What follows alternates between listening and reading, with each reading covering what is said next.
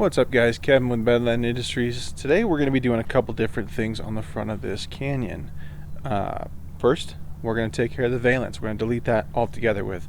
Second, we're going to do a ZR2 cut, or what I'm calling a ZR2 cut on the front bumper. And we're going to be test fitting our brand new skid plate.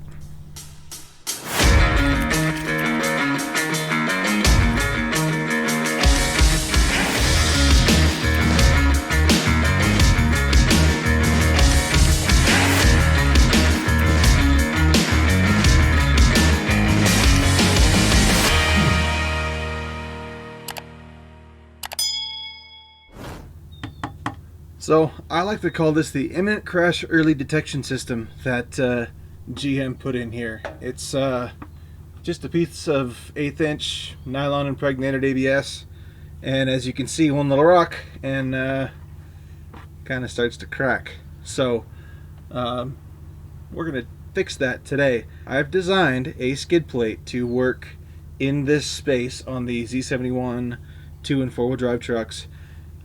Goes into the stock area.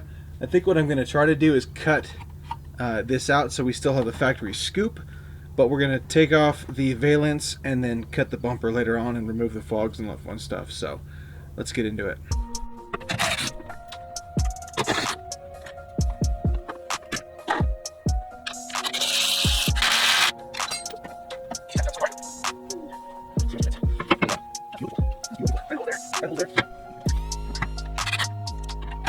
That is loud.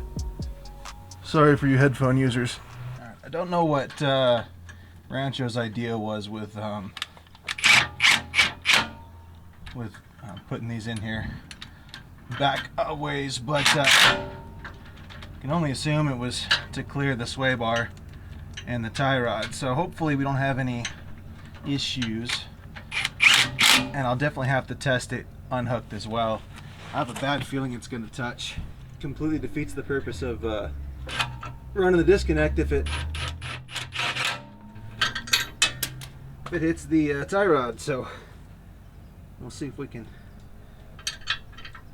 get this fixed up and see if I can mount this sway bar again this way. I don't know, I think that'll work, man. I wonder. So thankfully GM decided to make this valance pretty easy to take off, unlike the newer Z71, ZR2, Z71 and standard 700 Colorados. There's like 57.5 T25, T15 torques. So this one is actually just kind of clipped in. I've got a cold chisel here which kind of works pretty good. You can use a flat head or whatever you want.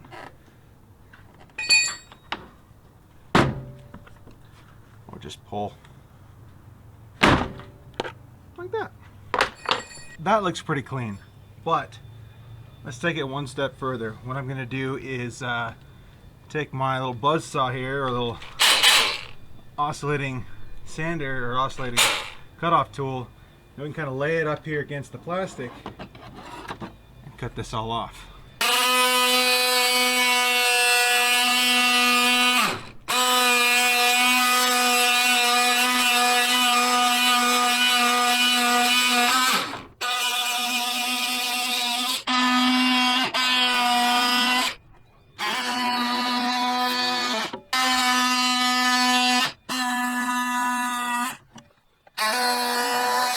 So you guys will notice that I didn't cut the whole thing. If you don't want to do the next part, you can just cut the bottom off and good to go. The next part we're going to do is actually take the profile of this bumper and cut it much like the ZR2 with the high sides. I'm pretty sure there's a picture of my truck sitting on some whiteboard in GM's design studios years ago. I was pretty much the first one to kind of cut this like this, and since then I've kind of dubbed it the ZR2 cut. A lot of guys have imitated it, a lot of guys have tried their hand at making it, but I'm going to show you guys my method on how to make this ZR2 cut properly and make it look good. This will omit the fog light itself. You can put a bar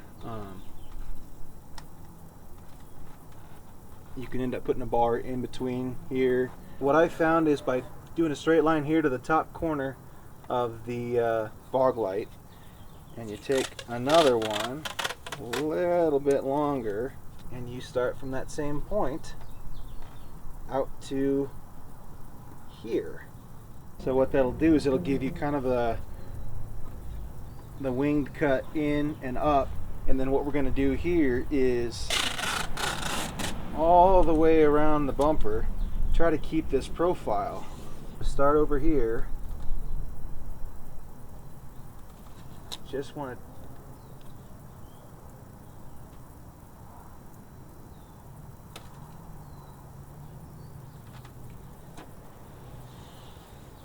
you can use a oscillating sander like this, or what I found works really well, takes a little bit more finesse, but a razor blade, you score it 10 or 15 times, works really well. Today I'm just going to get kind of dexterous with this one and cut it, and then we'll kind of cut this back here somewheres and make that clean.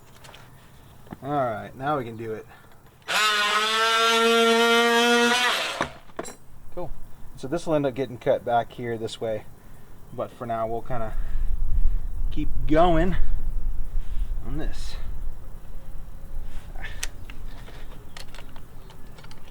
I like my other blade better.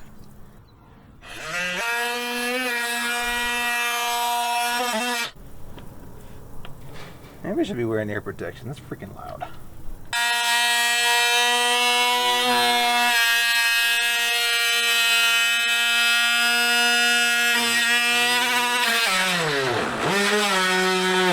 Alright, we want to be careful when we get up to here because this is kind of an important corner. What we're going to do is follow this tape line all the way around and make sure it looks good. I think I actually went a little low. So what we want to do is make sure that this is a nice even reveal. What you don't want is just to kind of go crazy and grow or shrink or whatever.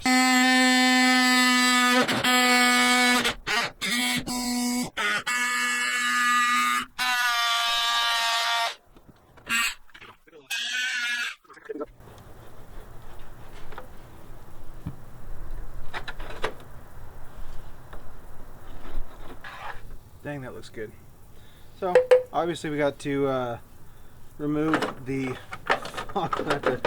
oh so great mounted fog lamp that GM designed, and yeah, maybe we'll repurpose these harnesses to maybe light a light bar.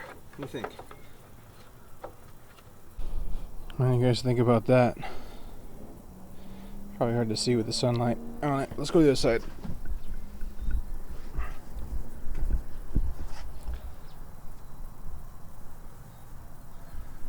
Looks pretty good. That sexy skid plate under there. Like it. I'm not a big fan of having the sway bar under here. I think what I'm gonna do is just cut my logo out of it and fit the factory sway bar back in the factory location, and I'm just going to build longer links for the sway bar disconnects.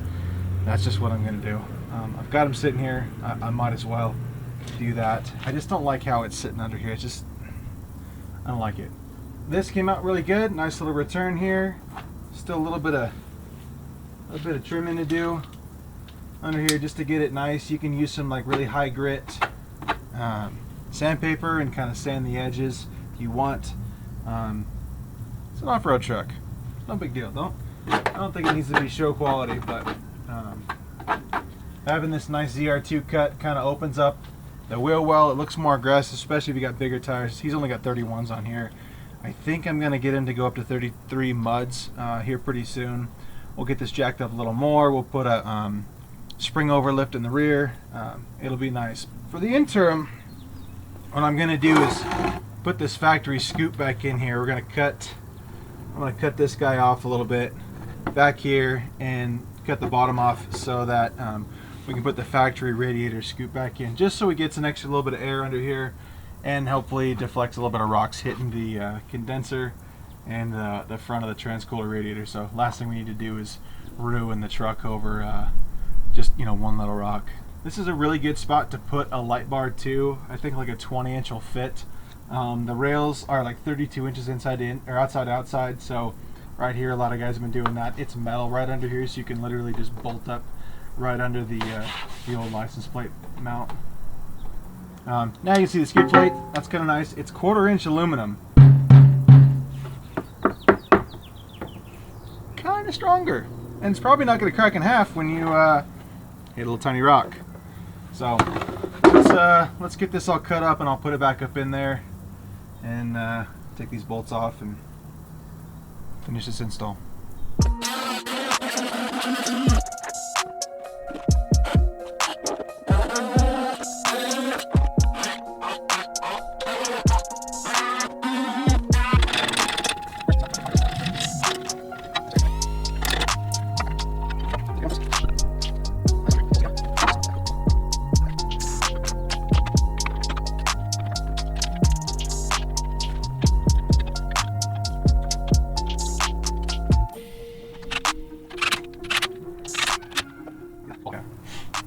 Now I'm going to put the skid plate in and see just where I'm going to need to cut to make this fit. So, quite a bit.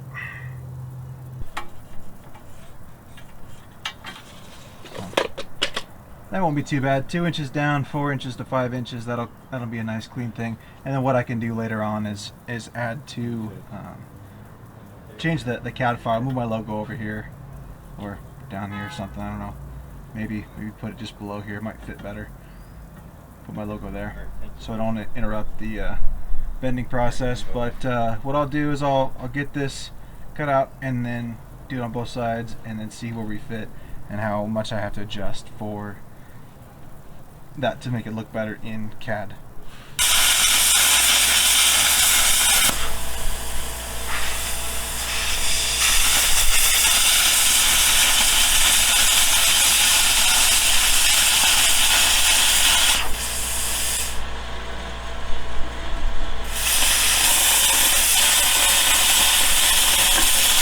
Tell you what, having that plasma is kind of nice. Makes it a lot faster to get things cut out. We'll just clean it up real quick with the floppy disk here and put it back under the truck and see if it fits. Alright, let's see how this thing fits now. Cool.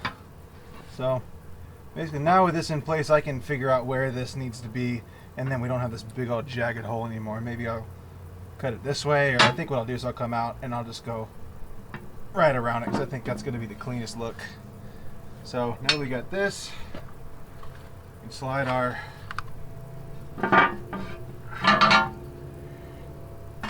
splash guard in here, air scoop, whatever you want to call it, the remnants of our imminent crash early detection system, factory optioned. Alright, that guy.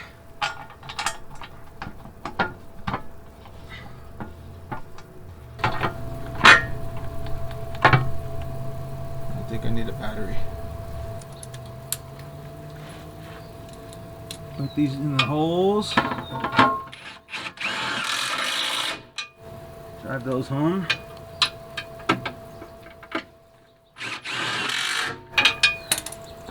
Uh-oh. Lost the socket. I'll get that a minute. We'll find it again. It wasn't a 10 mil, so we'll find it again. It stopped. We're good. So the only downside that I can foresee with this skid plate is actually almost no different than stock, and that is that the oil drain, the little oil filter funnel, literally drops right here. So every 3 months or so, when you change your oil, you're going to have to pull the skid plate. So it's an unfortunate part of it. It's kind of the same with the stock skid plate, even though they've got a little hole. Maybe I can incorporate a little tiny hole right there. Problem is you can't even get to the filter, so I kind of don't want to put any more perforations in the front here. I don't have to, but yeah, I think it's pretty pretty beefy. These will be for sale soon once I redraw the cat on these corners here.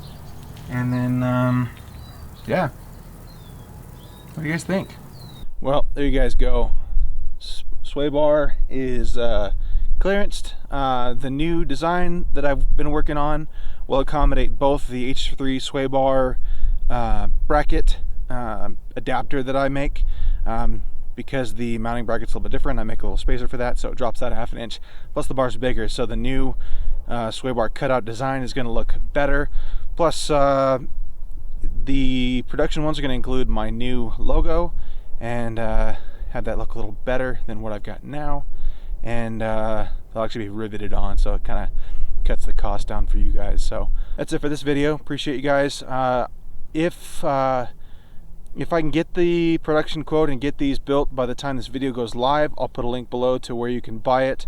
Or what'll probably end up happening is some sort of a group buy, pre-buy, and offset my production cost a little bit, because these puppies aren't cheap. So anyway, thanks for watching. If you like the video, please like and give the channel a subscribe. This is what I'm doing full time. This is my business. This is my life, and making products and making videos for you guys.